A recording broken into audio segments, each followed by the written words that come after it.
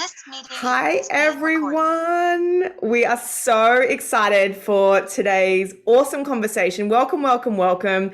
Let us know in the chat where you are joining us from today. My name is Meggie Palmer and I'm here in New York City.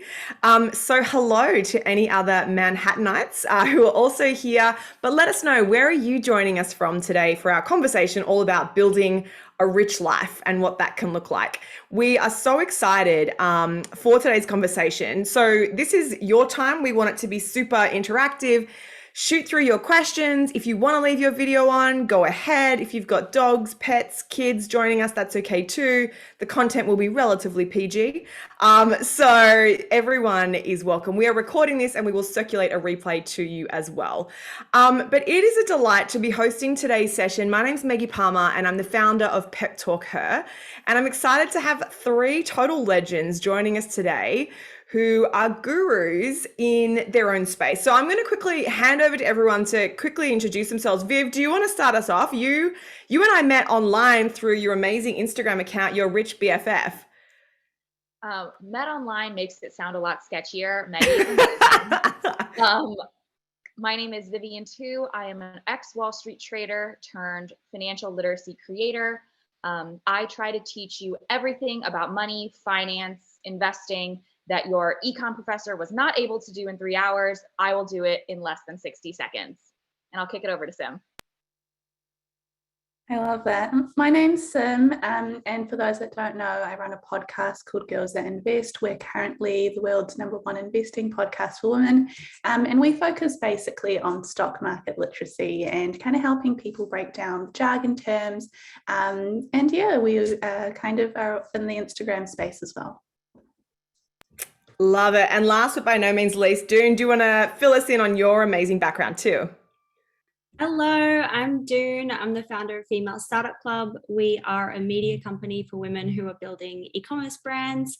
We are a top 10 podcast in entrepreneurship in the US and the UK. And I'm just going to give myself a shameless plug. My book is coming out in 2 weeks and I'm so stoked.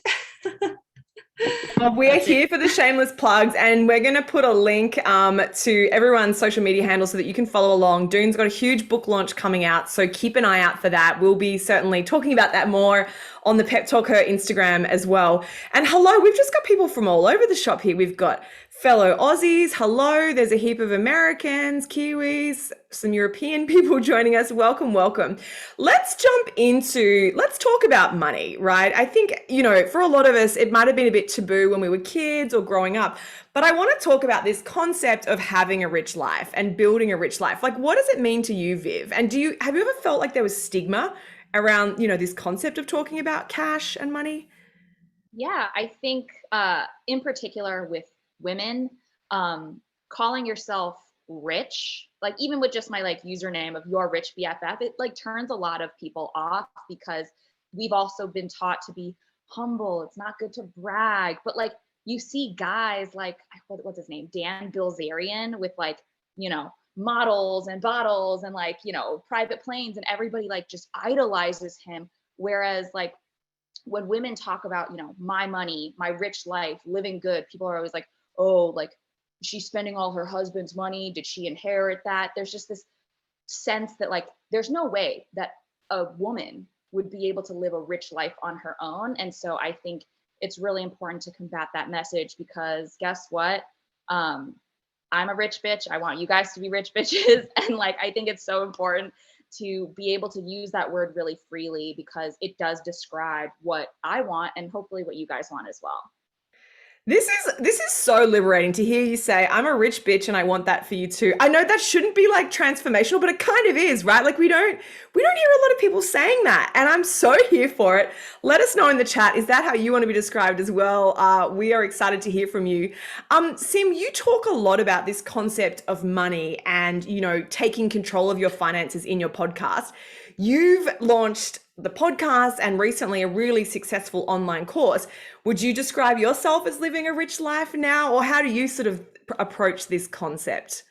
I love what Vivian said, because it's a very similar experience that I've had growing up, and I don't know if it's just being a woman, but also like being child of immigrants, you do kind of grow up with this idea that you have to be frugal, you have to save, and your parents come to these countries and kind of they invest in things that keep them safe and set up a foundation. And then as the next generation, a lot of us kind of see it as, should we keep doing the same? Like, should we put all of our money into a savings account and leave it there?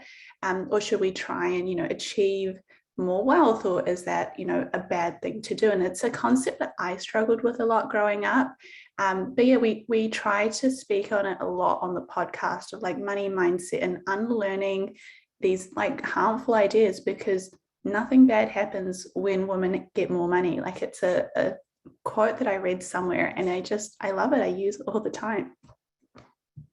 I agree. And it's so exciting, isn't it? And I also say to people a lot of the time, it's like, if you don't have to want a Ferrari, right? Like, you can, and I'm here for you if you do, but also money gives you choice. It gives you the possibility to leave a bad relationship. It gives you the option to support an uncle if they're sick, to donate to your favorite charity, or to shout your mates a round of drinks. Like, it gives you options. And that's what excites me about financial freedom for all of us. Doone, you're super passionate about empowering people specifically to start their own business because of the financial freedom that entrepreneurship can bring. How do you like, is living a rich life important to you and the Female Startup Club community? Yeah, I mean, I love what you guys are saying. For me, a lot of what I'm doing is really tied into my personal like childhood story. I grew up really poor. We kind of lived off the land. We didn't have electricity, had an outdoor toilet, like I really lived a different life to the way that we live now. And so I'm really driven by that hustle that we had as, when I was a child growing up. And I think like living a rich life is definitely linked to financial wealth, but it's also living a life where you really enjoy your day to day and you're doing things that make you fulfilled. And so Female Startup Club is all centered around both of those things. I think it's really important to, I've got a poll on my screen. Here we go. I think it's really important to focus on the financial aspects as well as that day-to-day journey. And I think something that you just mentioned, Doone, which is so interesting, like how fulfilled are you in your life, right? And you don't have to be a millionaire to live a rich life, right? Like you can find that richness without the kind of seven figures, the 7 zeros on the end of your bank account. And take a look at the poll results, which is kind of interesting. And I think it's interesting to think about, how fulfilled are you right now? Like, how rich do you feel, money or otherwise? And Viv, one of the things that strikes me about your content is, you're really trying in your reels and all of your content to kind of give people tangible stuff that frankly can save them money, maybe save them time, or just kind of move the needle a little bit. Do you get a lot of feedback that those small changes can actually shift people's lives in a really significant way? Yeah, absolutely. I think the kind of two pieces of the conversation that are so important, right, are saving and investing your money, but also focusing on really, really maximizing your income. So a lot of the tips I create can help with both. So it's important to spend less of your money, because the less money you spend, the more money you save and can invest. But the one thing that like someone said to me that has stuck with me forever is, you can only save up to how much you earn. That is the only amount you can save. You can't magically pull money out of the air, but you can always make more money. You can always make more money. And I think it's so important to not only teach people how to be frugal, how to get the best deal at Costco, but it's also important for them to know that, like, if you are not demanding a 7% raise at a minimum this year, you're losing money and you're getting paid less than you made last year. Totally. The inflation creep is real, especially this year with it going bananas, frankly. So we can chat about that as well. Let us know what questions you have for our panelists today. This is an open conversation. We are here to support you wherever you are on your journey. So let me know in the chat your questions, and we're going to get to as many of those as possible. Also, make sure, grab out a pen and paper, post-it notes, iPad, whatever, take notes. And let us know on social what you learnt today. We would love for you to tag all of us And we have a special giveaway actually for the post on social media that most speaks to us. We're going to be giving away some really cool prizes. So make sure that you get tagging and let us know. One of the things that you said, Viv, is, you can only save as much as you make, right? So how can you make more money? And I'm keen to know from the panelists, like, what are your hacks around, what's your best hack for making more money? Like, Sim, what have you learned in your journey? Like, what's been the biggest change for you in terms of being able to maximize your income? Oh, I love this question because I am like in my friend group, unfortunately, like the side hustle friend, and it's not always a good thing. But I have always like said to my friends when they say like, I want to make more income, or like, how did you save up to buy your home? I want to do the same thing. I think I completely agree with Viv, like the idea that you can only save so much. And so my first step was trying to save as much as I can and like pinch pennies. And there was like a $13 shirt I wanted. I waited 3 months to buy it because I was like, no, I have to save. And so, you can do that. And I enjoyed it, but you hit a floor. Whereas with it, how much you can make, the sky is the limit. And I know like there's some levels of privilege that come in with saying that, but it truly is. There's so many new skills that you can learn. And I do think that we live in a time where access to information and access to growing skills and upskilling has never been easier. I would use myself as an example for that. I was in university studying something completely different, fell in love with a completely different passion, did it for fun, and kind of turned it into a side hustle that ended up being much more, better for my finances. And I ended up making a lot more. And, I'd never have done that in a 9-to-5 job, but I also wouldn't have done that without the internet and the ability to do things now. And I want to just quickly sit with that for a second, Sim, because I know you're super open about your earnings. You had a massive course launch recently. You teach an online course on financial investing. Would you be okay sharing with people like how successful that launch was? Yeah, so I'll share firstly in October last year. I was kind of at a crossroad where my 9-to-5 was great, but I wanted to do something more. And I was like, well, what if I launch this masterclass that I have been brewing in the back of my head for like a year? I was like, maybe 10 people will take it. And if they do, that's awesome. And it's 10 people I can help. We launched it for 4 days, closed entries. We made multiple 6 figures in 4 days. And we did it again in January this year, the same story. We made 3 times as much. And it's amazing because everyone that did the course the first time were like, we love this. This is great. And yet, had I known this 2 years ago, if someone said to me, you can turn your passion and what you love doing and your love for teaching into a career, I would have been like, okay, cool. Thanks for that. Yeah, and it's not until you do it. It's so awesome. And you should make sure that you check out Sim's Instagram. There's going to be the links to everyone's Instagram will be in the chat. Check it out because, Sim shares so openly about their business journey. And there's a great question that's coming through. And Doone, I want to put this to you, like for people who don't have an MBA, maybe you didn't grow up in a business family, like are there opportunities, do you think, to kind of start your own thing or kind of pivot into a whole new industry if that's not something that traditionally you've been a part of? I feel like entrepreneurship has kind of opened so many doors that previously were closed for a lot of people. I mean, 100%, the school of YouTube is such a thing, the school of Google. You can teach yourself absolutely anything these days. And I think building Female Startup Club, something that I really found is like, it was a really side hustle from my bedroom floor kind of thing. I had no big ambitions with it, no kind of goals. And one kind of piece of tactical advice that I would give to everyone is like, I got told all the time when I was starting the podcast, like, oh, you need to wait to get to like hundreds of thousands of downloads before you go and look for a sponsor. But I was like, well, what if I just went and looked for a sponsor now and just told them my vision and just like put it out there and asked? And I got a really amazing year-long deal straight away just by asking. So I don't think that you should wait. You can always go out there and ask because worst case scenario, you just get a no. And B, you should always ask for more. Like, even if it's just the fact that you're posting on Instagram and you're building a small micro influencer vibe, or you're starting a podcast, or you're selling your services as a designer, you could just like up your prices and just like, or double your prices, triple your prices, just try. And if it doesn't work, get a new price, try again, like always put yourself out there. I think like now in today's age, you can learn any skill online. Well, not any skill.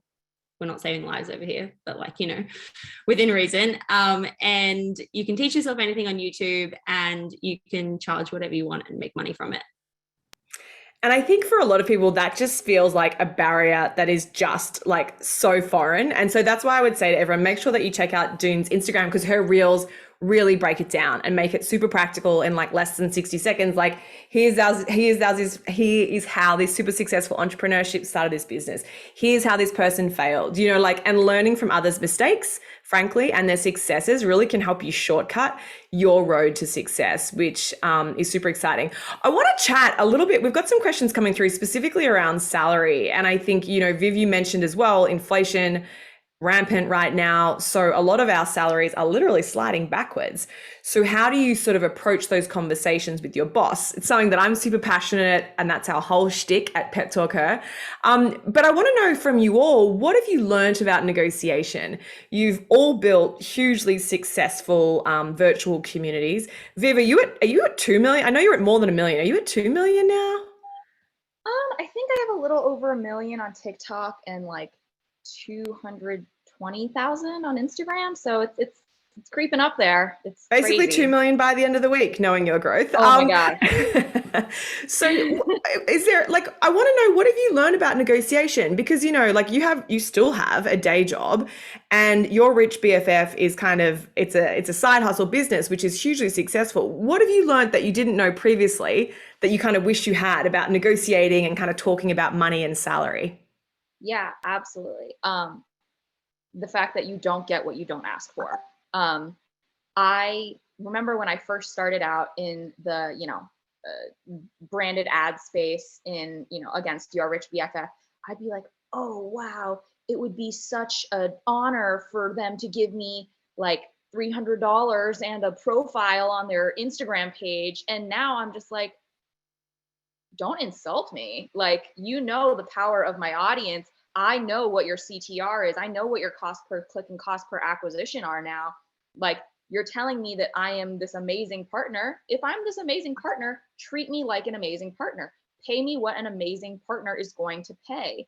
And I don't know if you guys also follow, I think it's another female run brand, but it's called FYPM, and it stands for fuck you, pay me.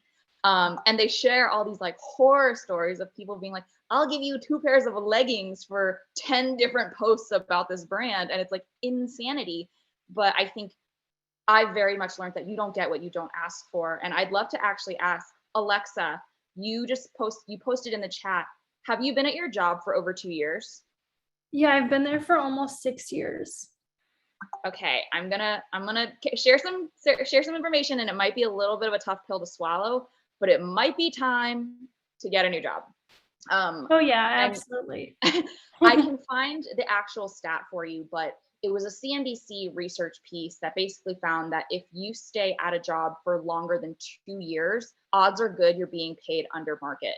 I think especially knowing that we are currently in the midst of this great resignation where, you know, headhunters are sliding into your LinkedIn DMs offering you 2x what you're currently making at your current seat. Like, there is absolutely no reason for you to feel like you have to stay somewhere if you're not happy with what you're being paid, if you're not happy with the work you're doing, if you feel like there could be better growth elsewhere. Because at the end of the day, I think we all forget, because like, you know, I feel the same way. I'm like, I love my job, I love my coworkers, I love all this, but like, you know what else I'd love? I'd love to retire 5 years earlier. I'd love to be able to go on an extra vacation every year. I'd love to be able to go get an extra manicure and not think about how much that's going to cost and what that, you know, is going to look like against my bank statement.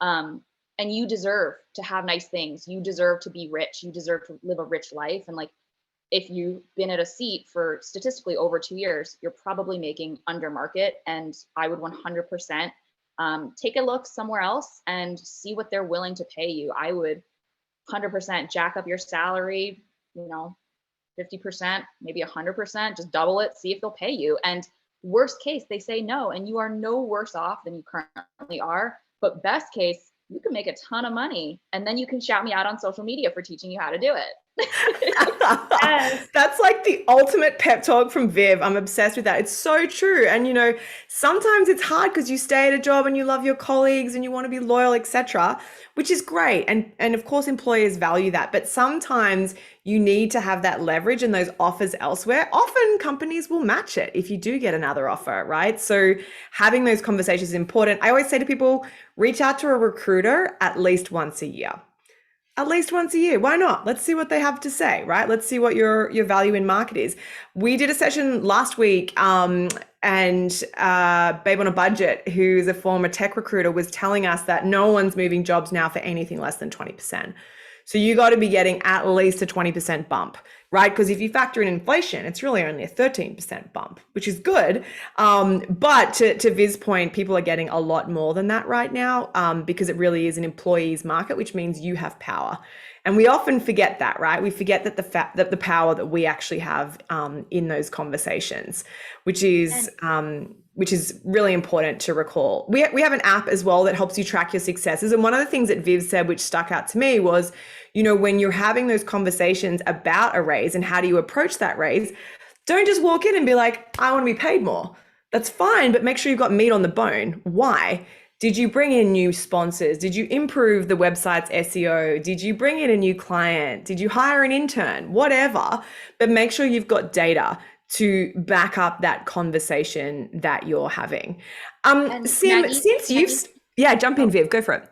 Maggie, I was just gonna say, not to way over chat, but the final thing I would say, when you're asking for more money, this is something that I struggled with when I liked my boss a lot. Yeah. That money does not come out of your boss's paycheck. Like if you're asking for an extra $10,000, it's not like your boss suddenly gets paid $10,000 less. That money doesn't come out of his pocket, her pocket, doesn't come out of your coworkers' pockets, your teammates' pockets. It comes out of a business banking account, and that business banking account does not feel sad, does not feel hurt. Like, it is okay. Ask. That is so true. And it's the mindset. And we talk about this a lot at PepTalkHer. Like, a lot of us carry kind of baggage from our childhood, which Doone, I know you spoke about a little bit earlier, like our kind of attitudes towards money, or like respect of power and elders and people that are more senior than us in the workplace. And so there's kind of baggage that we have to actually unpack to shift our mindset around how we approach that negotiation, so we can come at it from a place of power and confidence. And Sim, I know that since you launched the business, your confidence has changed in a massive way. What's the biggest thing that you've learned about negotiation and knowing your worth? That's a good question. What have I learned? I think the biggest thing would be just to give everything a go. And you do miss 100% of the shots that you don't take. Even in the position that I'm in now, there are still times where I'm like, do I deserve this? Like, am I silly for asking for this much?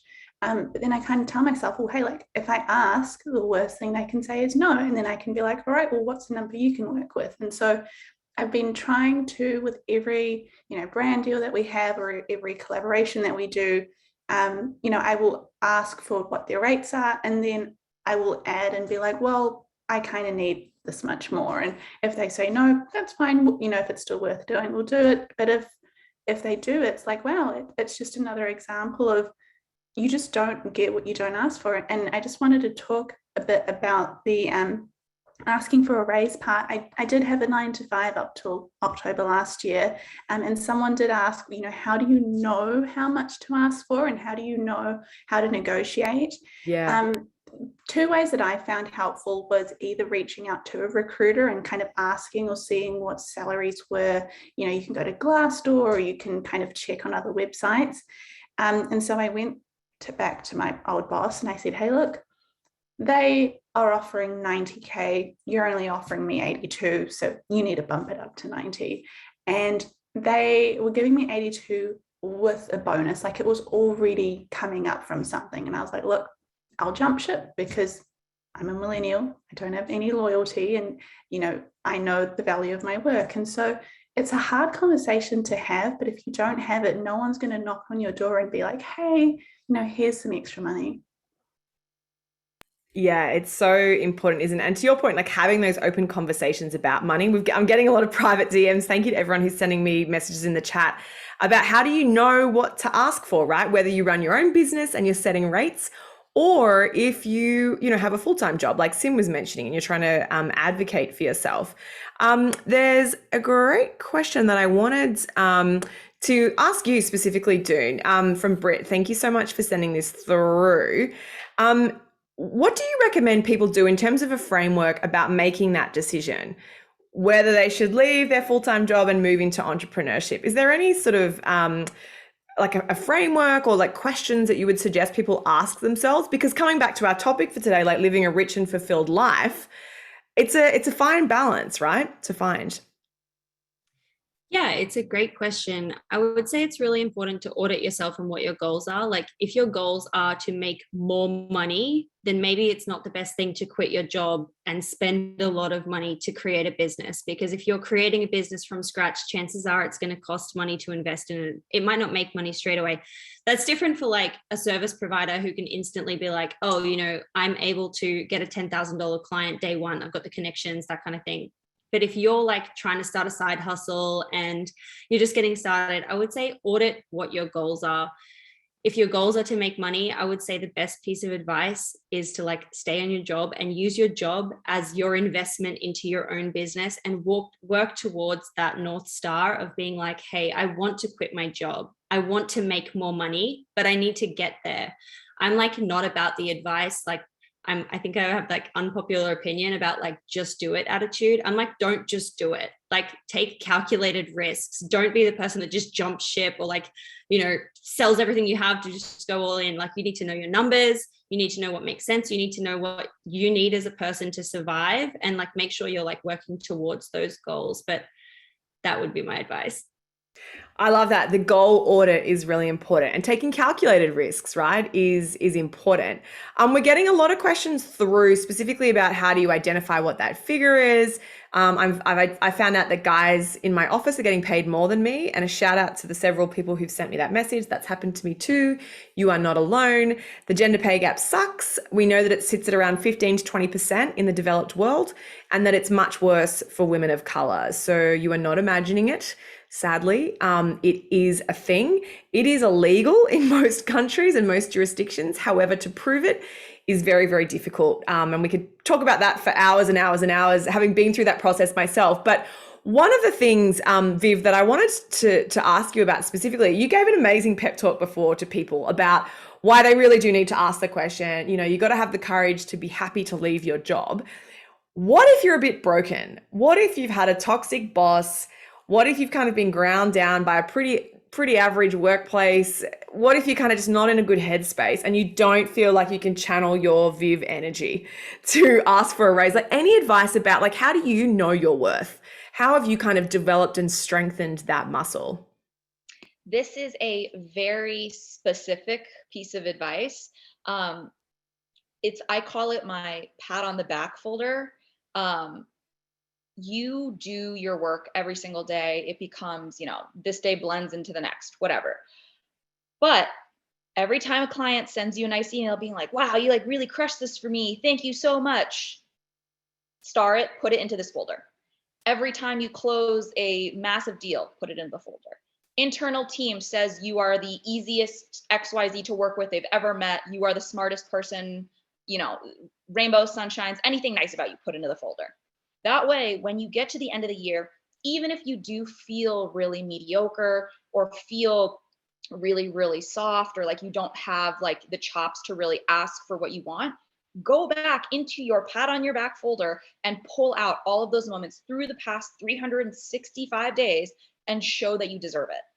If you really don't have those, I think, on one hand, it could be a really like nice wake up call for yourself to be like, hey, I need to be doing XYZ to get where I want to be. But also if it's, and I really have been in a toxic work environment myself previously. So like, I really truly do understand and empathize with that.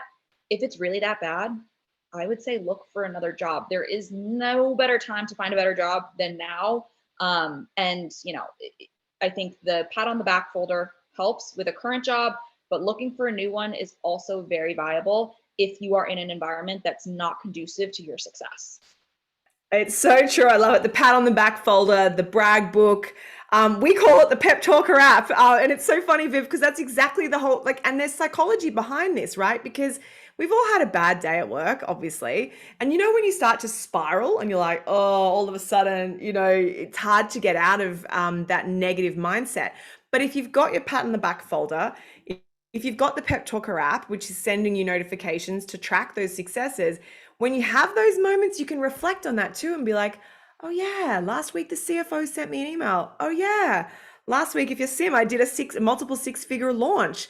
Okay, I've had a bad day writing the book, but it's going to get better. There will be sunnier days ahead. And it's really important from a psychology perspective. You know, we worked with a behavioral psychologist, and there's a thing called the nudge theory. So if you want to grow in confidence and become the most confident person at work, it's not going to happen tomorrow. I wish there was a pill, but there's not. But if you can, you know, have your feel good folder, if you can use your PepTalkHer app, if you can surround yourself with supportive people, little bit by little bit by little bit by little bit, 1% over the course of 6 months or a year, that's a huge difference that you'll notice. And Sim, I reckon your friends and family would say they've seen a huge difference in you over the past like 6 to 12 months, huh? Huge change. What's the biggest thing that you've learned about sort of believing in yourself and that sense of self-worth? Because we're getting a lot of questions through about that. I would say that with the growth that we've had, a lot of it was to do with a mindset change, and that I very quickly realized the biggest barrier between like us kind of skyrocketing and us kind of, you know, plodding along was me not believing in myself, which is easy to say now, but you know, again, like the idea of the launch, I was like, why would anyone care? Like, we're not even going to have 10 people. We ended up having 500 people join. And it was just the fact that I didn't believe in myself and I didn't think that I could do it, or that like what I had to say was worth anyone's time. And so what I found really helpful, and what we still do to this day, is if someone sends us a nice message, for my own sake, I will put it up on our story and I save it in a highlight called like community love or your love, just to kind of remind myself that there are so many people in this world that enjoy what we do. And from a business point of view, when you know you run a business by yourself, it can get a little bit hard to remember that you don't really get, no one gives you a pat on the back because you're the boss. You got to do it to yourself. And so I would find that if I had like a speaking gig coming up, or if I had just something that made me nervous and made me doubt, like, why am I even being invited to this interview?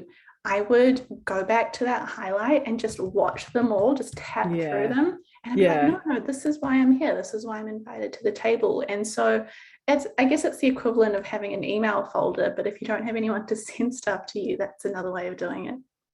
It's kind of, I always reckon it's like a muscle. Like if you want massive biceps, like you got to do this at the gym, but nothing's going to happen tomorrow or next week. But if I do it for 3 months or a year or 3 years, all of a sudden I'll basically be Arnold Schwarzenegger with massive biceps, right? And you're kind of stretching that muscle. And it's the same thing when it comes to your mindset. And I think, Sim, it's so interesting what you say, that for a lot of us to focus on that mindset, whether you're in a full-time job, believing in the value you're contributing to the business and being able to talk about that out loud. I've got a great question here. Thank you to Raina and Lisa, who sent me questions through about knowing what they should ask for, right? And when you're very confident in your abilities and when you can articulate how have you contributed to the bottom line.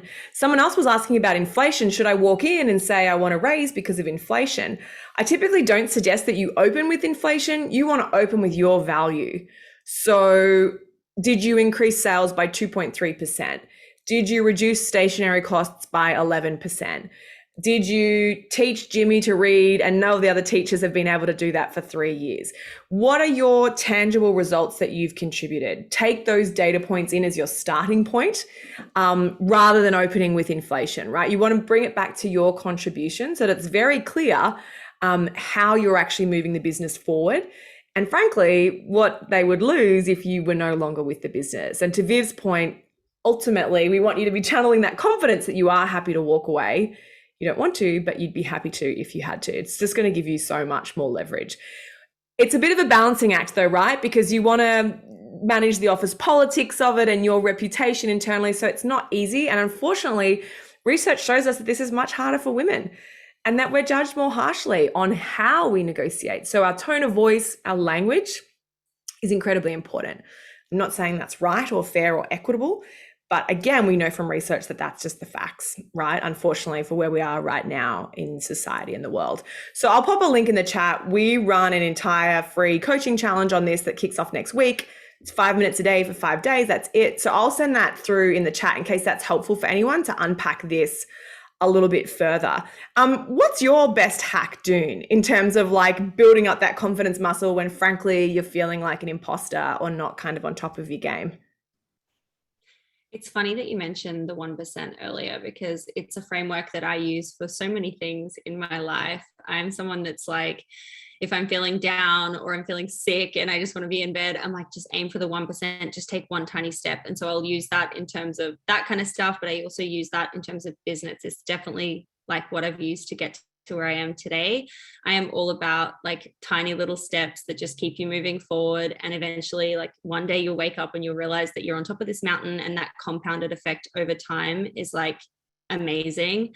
Obviously things don't happen overnight, but I would say if you're just like someone who is hustling and kind of like putting in that like mental like thought into your brain of like, just keep going, just keep trying. If it can happen for me, it can happen for you, it can happen for anyone. You've just got to like keep going. I love that. It's so true. The one foot in front of each other. And what I reckon we might do, Doone, based on that, why don't we put a challenge out to everyone who's joining us here today, and for everyone who's catching up on the replay? What's your one baby step? Like, what's the 1% thing that you can do today, tonight, or this week? I'll allow you to have until the weekend. What's one thing that you can do? Let us know in the chat, just one sentence or one word. Maybe, you want to set up a coffee with your bestie to talk about money. Maybe you're going to send a LinkedIn message to an old boss just to reconnect and start to rebuild those relationships. Maybe you're going to check the balance of your credit card, even though it makes you want to vomit because you're freaking out. Like maybe you're going to follow Sim's podcast, right? Maybe you're going to follow Viv on Instagram. Maybe you're going to join the 5-day challenge. What's the one thing that you can do? It doesn't have to be game changing, but just one tiny step. Let us know. And we want to hold you accountable and hold yourself accountable if you want. Post it on social, tag us, and we will follow up with you because we want to help support you to get that incremental change that you're looking for. Viv, I want to know, like, you post so much content and so many hacks on your social media.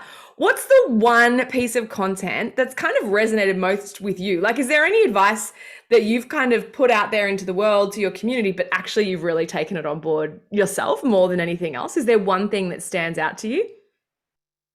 Wow, that's a great question that I was not prepared for. But I do think that, the big thing is coming from this immigrant family, again, huge emphasis on saving, less of an emphasis on investing. And I think transparently, I probably had a little bit more of a nest egg than I probably needed. Yep. At the beginning of my Your Rich BFF journey. And as I was telling everyone, invest, invest, invest, I was like, wow, I look like a little bit of a hypocrite here. Like, I need to really be investing my money.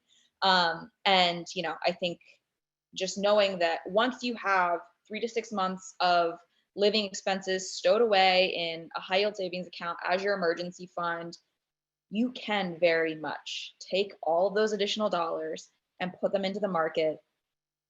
You probably won't need them. There has not been a situation where I'm like, wow, I need that money suddenly. And, I think it's important to remember that even people like myself, Sim, Doone, who do this for a living, we all make money mistakes. All three of us have things that we have purchased that we're like, wow, I'm so stupid. We have all done things that I'm like, wow, like my credit score would be a lot better if I hadn't closed that first credit card, whatever. But it's about taking the next step to be slightly smarter tomorrow, slightly better tomorrow, and a continually growing version of yourself.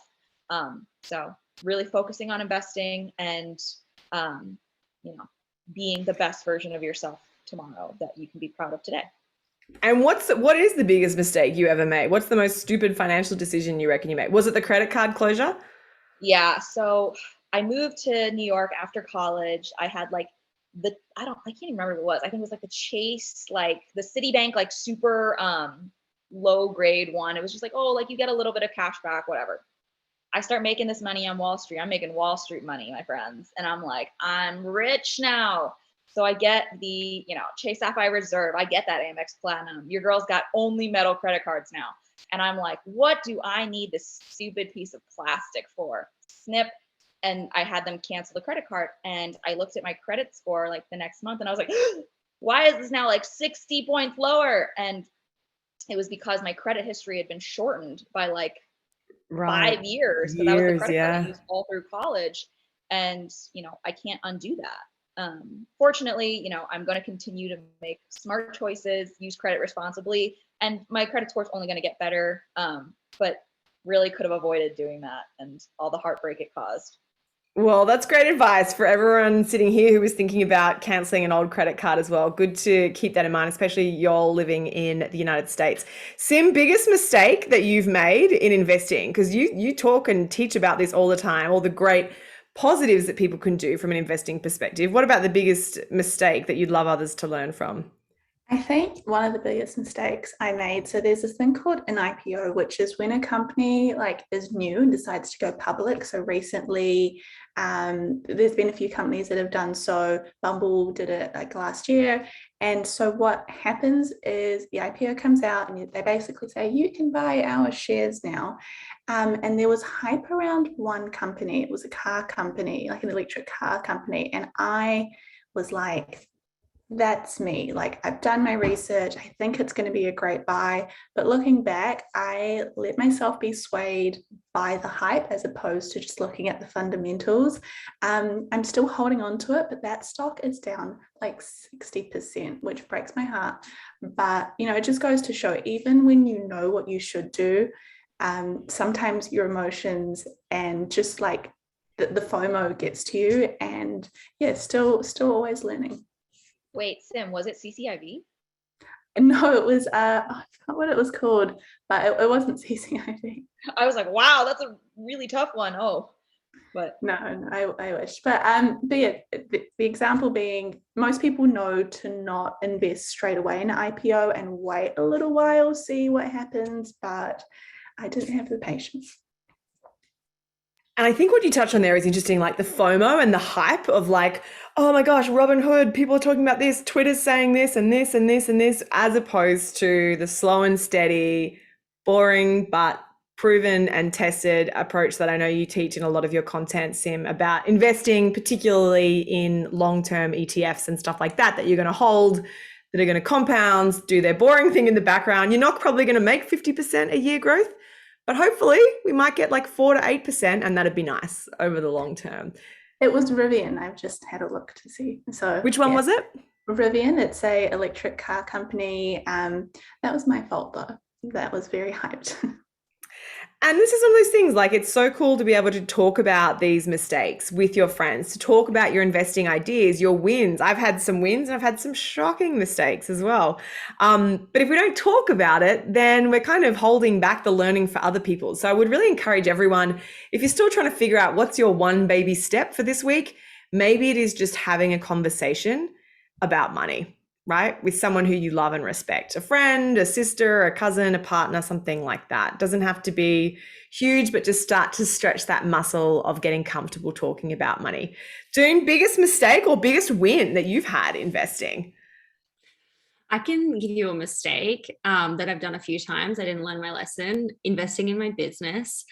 I have done this a few times where I have hired someone on a monthly rebate, a monthly retainer basis, to do a job, whatever that might be, an agency kind of service provider. And sometimes I think we can get caught in the trap of thinking that someone knows our business better than us and they're going to do something that's like a magic pill and all of a sudden it's going to work and it's going to be amazing. But actually what happens is it doesn't work and you're like, fuck, I just spent thousands of dollars. I'm locked into a contract. I either have to get out of it or I'm going to have to do it until I can break it. And you waste a lot of money. And I think there's that side of it, or there's hiring someone for this thing that you want to solve, but actually that's a future you thing, not a current thing that you need to solve. And you realize you're just fundamentally not there to do that thing that you've hired them to do. And so you waste money on that thing. So I've done it multiple times. Hopefully I don't do it again. And yeah, that stuff sucks. Yeah, I feel like a lot of people struggle with certain types of agencies that take your money when you're not ready. When you're not ready. Yeah, it's hard to know, isn't it? We've got a heap of questions coming through from people about how do you know what to invest in? What are some great resources? I would say following everyone here on Instagram is a great place to start. But I do want to hear from you. Where do you all get your information? Adrika, I'm very boring and I set and forget my investing with just regular transfers because I know myself, I'm very emotional and I get very excited about IPOs. And I always buy stock in all the latest female founders because I'm so excited for them, which is great, but also maybe not always the best investment decision from some of my past performance. Some have done well, some have not. So I try and take the emotion out of it. But what about you, Viv? What's your best hack? I am 100% with you there. As someone who very literally traded single stock equities on Wall Street, I hold no single stock equities in my personal portfolio. When I was on Wall Street, first off, there were like limitations, like you can't trade what you trade on the street. That's just like an industry-wide standard. But now that I don't even work in the industry, I could, but I typically find that, investing in index funds and broad-based ETFs that cover specific sectors gives me the kind of exposure that I'm looking for without having to cherry pick and look at the financials of every single company. And again, listen, like there are hedge funds that do this for a living with some of the smartest people in the world, and active investing has underperformed passive investing for years. So like if these guys at this hedge fund, and I am assuming guys, I shouldn't say guys, but if these people at this hedge fund, can't get it right, I, with way fewer resources, no longer have access to that Bloomberg terminal, like I'm not going to be able to get it right. And the amount of effort it would take me to do so isn't really worth the squeeze, or like the juice ain't worth the squeeze. Yeah, it's so interesting. I think that's worth everyone noting that Viv does not own any individual stock, right? I think that's really transparent. And I think that says a lot, right? So none of us can unfortunately give specific financial advice today, but we want to point you in the direction so that you can do your own research and make a decision that works for you and your family. Sim, best piece of advice you were ever given about investing?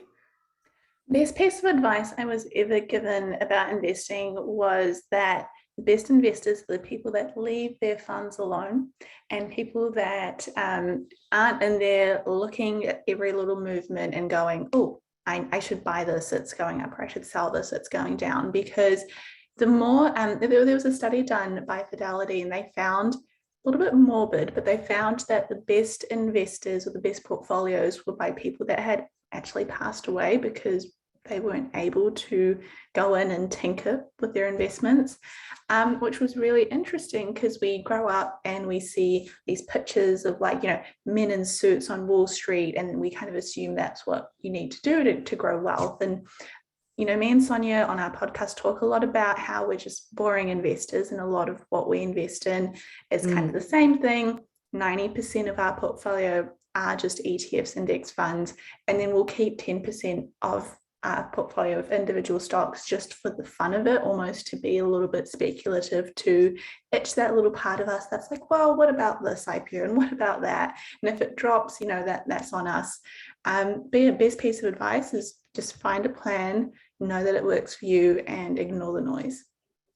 And being consistent too as well, huh? Like I wish I was talking about this stuff when I was 21. I'd basically be retired. So the best time obviously was to start when we were born or like yesterday. But if you haven't started investing, the next best time is tomorrow, right? And you don't have to have $100,000. It's fine. Like if you've got $10, you can kind of just get started, like get your feet wet in terms of investing. Just start somewhere.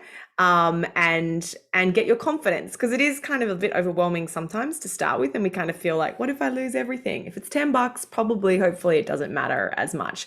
Doone, you mentioned that when you grew up, you didn't have a lot, your family didn't have a lot growing up. How have you kind of shifted your mindset now towards investing and more abundance? Because I know that that's something that you're really passionate about and you've been super successful. What's been the one thing that's helped you do that, do you think? I mean, I'm still trying to figure it out. I don't know if I have like a a pearl of wisdom to share with you. It's definitely something that I'm still insecure about, and I'm still trying to like figure out. I don't know. I've just mentally tried to like make money. And that's my like approach to stuff, is like, how can I change my circumstances for myself? And by literally just like consistently putting in hard work and doing things that generate money. And so I don't have the pearl of wisdom. I think I never received advice about investing growing up. I don't think I've ever received advice about investing from my family, full stop. I'm definitely one of those people that probably only learned that word a couple of years ago. So yeah, I'm still trying to figure out the money piece for myself, to be honest. I feel like I'm just like everyone else out there who's trying to figure it out. And I think I wish I was like Sim and Viv. I'm like investing in my business over here. That's my goal. But it's comforting, right? Because I don't know, like Viv and Sim, would you say you've got it all figured out, or you're still a work in progress too? No. Yeah. I don't know about the story, but like my family, you know, no conversations about money, no conversations about investing. It was go to university, become a doctor or a lawyer, get a good job, save it all, and then you're done. Yeah, I would also say that like learning and becoming financially literate isn't like and you turn on the light switch and you're done. Like, I think it's very much like a learning process. Like, Sim has one of the best investing podcasts out there, and I'm sure every week she learns something new. I would say so the same myself. Like, it's a process. You're learning constantly. And I think, you know, I love to equate learning about finance like almost to like fitness. Like, if you become this, you know, hunky Arnold Schwarzenegger that Meggie was referencing, and you have this six pack and you have these buff biceps, if you don't continue to flex those muscles, if you don't continue to practice and utilize them, they will decay. Like, you will, you know, lose that six pack. So when it comes to becoming financially literate and investing, it's always important to like just make it part of your regular day, even if that just means reading one article off of the Wall Street Journal every day. Like, what does that take you? Like 3 minutes, 5 minutes? But as long as you're continuing to flex those muscles and, you know, have those neurons fire, I think it's important to keep learning. And that's what I love about, you know, all of the financial content and business and entrepreneurial content that people like Doone and others are putting out on Instagram. Because also, if you're not I used to work for the FT, full disclosure, but if you're not an FT reader, if you're not interested in the business section, you can actually still find a way to just get that content when you're doom scrolling, right? Like, follow the right people, follow your favorite influencers or whatever, but also check out, there's so much interesting content out there. Someone was asking about debt versus saving. Viv and Sim talk a little bit about this. Also, Babe on a Budget on Instagram talks a lot about that and has some great templates for what the ratio should be, especially with student debt. So check her out as well on Instagram. I think you'll find that that's really, really helpful. A heap of people as well asking about how much should they save versus invest. Again, check out the Sims podcast, and Viv has a lot of content on this as well. But also make sure that you're having a conversation with your 401k or your superannuation company. They will often give you a free financial advice meeting once a year as part of your, you know, membership fees that you're paying passively to the firm, right? So reach out to those resources that are available so that they can tailor information specifically for you. Keep the questions coming through. We're going to send through more resources afterwards, but I do want to just wrap up quickly. How would you define, like, what does a rich life look like for you in a dream world? Sim, I might come to you first on this. Like, if you had to like describe your perfect rich life 5 years from now, what would that look like for you? How would you feel? You know what? I would say that I'm very lucky to say this, but I feel like I'm living my rich life right now. And what that means to me is not necessarily the things I have, but rather the things I can do with my time. So with my 9 to 5, I was very time poor, and if I needed to go out and do something, whether that be go to the GP or, you know, take my younger brother somewhere that he needed to go, I would have to ask for time off, and you wouldn't always get that. And so for me, the time and the freedom that comes with owning my own business and being in a financial position where I work because I want to and not necessarily because I have to, it has allowed me to just live what I called my rich life, like not relying on a person, a partner, not relying on a job or any kind of circumstance where, I can't leave because of money. And so it just, the freedom and the choices that come from the financial freedom that is here, I think that just means more to me than anything. And for me, I feel like I've achieved that goal and I'm good. Like I'm happy here. That is awesome. Financial freedom. It buys you choice and possibility. I'm so excited that you're already there. What about you, Viv? 5 years from now, or are you already living your best rich life now, do you reckon? Yeah, I would say very similar to Sim. Like, I feel like I'm living my best rich life. Funny story, when I had my initial mentor on the street, she would come into work every single day with a new pair of Gucci like stilettos. And I was like, I'm going to buy Gucci stilettos. Like, I am going to have all these designer goods. And it's so funny, my first 2 years out of college, that is the least amount of money that I've made during my career. And also the time during which I bought the most designer goods. Now that I'm making 5-6 times that, first of all, this hoodie, like it's old. You're not seeing like I feel like my thought around money has changed so drastically. And like money for me now means if I come off of the subway and it is downpouring rain, I don't have to think twice about whether or not I call an Uber. I don't have to worry about if I need to take the subway at 11 p.m. at night because I have that $25 even when, Lyft is surging, and I can afford to prioritize things in my life that I, should be prioritizing, like safety. And to Sim's point, like I want to feel like I don't have to look at the price of groceries when I buy them. I want to be able to eat healthy. I want to be able to pick the gluten-free option if I need to, the, whole wheat option if I need to. And I think money, at first for me, I was motivated because I really wanted those designer and beautiful luxury items. But yeah, now that I have that money, I look at it very differently. And money doesn't buy you happiness, but it buys a lot of the things that can create happiness, like time with loved ones and, the ability to say no.